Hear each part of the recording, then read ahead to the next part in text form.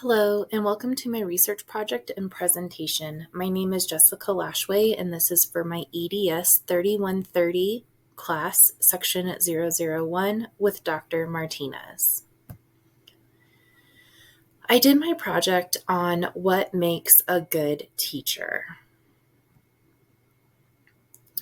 To be a good teacher, you have to define one of the following 5 philosophies of teaching: Essentialism, Perennialism, Progressivism, Social Reconstructionism, and Existentialism. Why is there a philosophy for teaching? Traditionally, teacher-centered philosophies emphasize the importance of transferring knowledge, information, and skills from the older, presumably wiser, generation to the younger one. The teacher's role is to instill respect for authority, perseverance, duty, consideration, and practicality. Throughout this presentation, you can pause and complete the Google form that is linked below.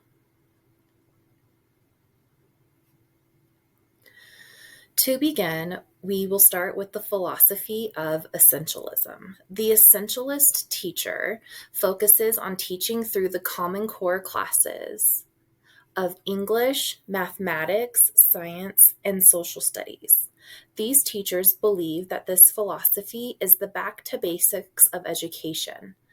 These teachers promote reasoning, train the mind, and ensure that there is a common culture among Americans. The Essentialist classroom will focus on the teacher. The classroom is designed so the teacher or administrators can decide what students will learn. The teachers look past student interests and rely heavily on test scores to evaluate student progress. The philosophy allows teachers to expect that their students will leave school knowing basic skills, discipline, and that they will be capable of applying what they have learned into real-world settings. I have attached a YouTube link that gives a short 2-minute video on what an essentialist classroom looks like. The second philosophy is perennialism. The perennialist teacher organizes their curriculum around books, ideas, and concepts. They push for cultural literacy and feel that students can only learn from the great books. Perennialists believe that the goal of education should be to develop rational thought and to discipline minds to think rigorously. Perennialists see education as a sorting mechanism, a way to identify and prepare the intellectually gifted for society while providing vocational training for the rest of society. In the classroom, the perennialist focuses on the student's learning and the 3 R's: reading, writing, and arithmetic, even though writing and arithmetic start with a W and an A. The teacher places high importance on reading, teaching values, and moral principles from the story. The classroom is also centered around a lesson being a seminar and not a lecture.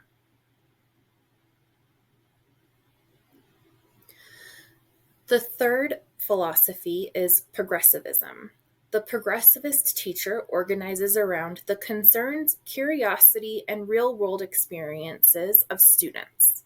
This teacher helps students create meaningful questions and create strategies to answer those questions.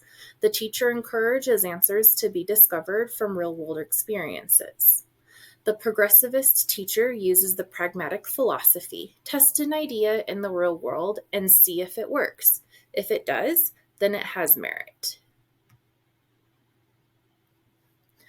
In the classroom, a progressivist teacher will not be standing in front of the classroom talking to students sitting in rows of desks.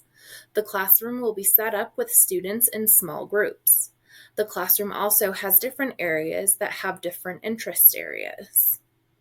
Curriculum in the provisionist's classroom is based around the experiences, interests, and abilities of students and encourages students to work together cooperatively.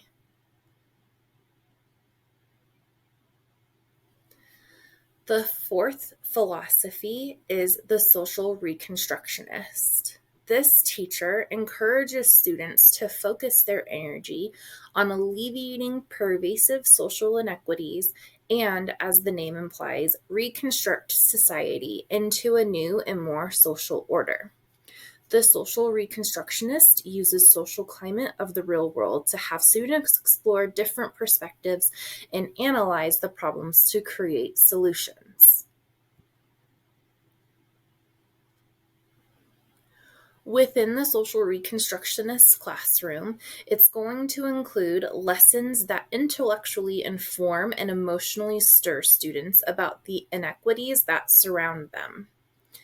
The students are engaged in an effort to improve society and use research projects as exercises.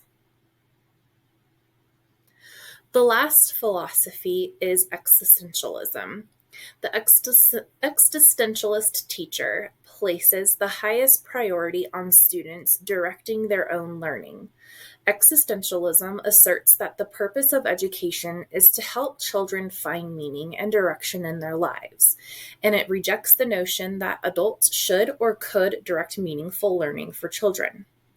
Existentialist teachers encourage students to look inside themselves to discover their own truth and purpose. This teacher also believes that students decide on what they are going to learn. There is a Buddhist proverb that states, "When the student is ready, the teacher will appear."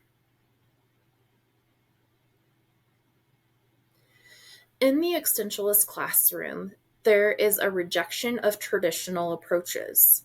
Students are encouraged to appreciate themselves as unique individuals, and the teacher is there to help the student define their own essence by exposing them to various paths they make in life and by creating an environment in which they can freely choose their way. The classroom might be more focused on historical figures and how their willingness to explore shaped them. The classroom is self-paced, self-directed, and includes lots of one-on-one contact with the teacher. Now, within these philosophies, they are based on two separate bases. There's the teacher-based philosophies, which is existentialism and perennialism. There are two bases to these philosophies. The first base is teacher-based, which is the essentialism and perennialism philosophies. The second base is student-based philosophies, which has the final three philosophies underneath that category: progressivism, social reconstructionism, and existentialism. So the question now remains, what makes a good teacher? Many teachers and soon-to-be teachers always ask, what makes a good teacher? In my opinion, a good teacher is one that incorporates all five philosophies into their classroom. Teachers are in their profession because at one point in time, they wanted to make a difference within the education system. They wanted to inspire students to do great things. By incorporating all of the philosophies, a good teacher is able to address every student's needs. With this being said, I feel that for teachers these days, they need to review what the philosophies are. I feel that some teachers tend to just be essentialists. Some tend to just be progressivists. While there are many out there that do incorporate all five of these philosophies.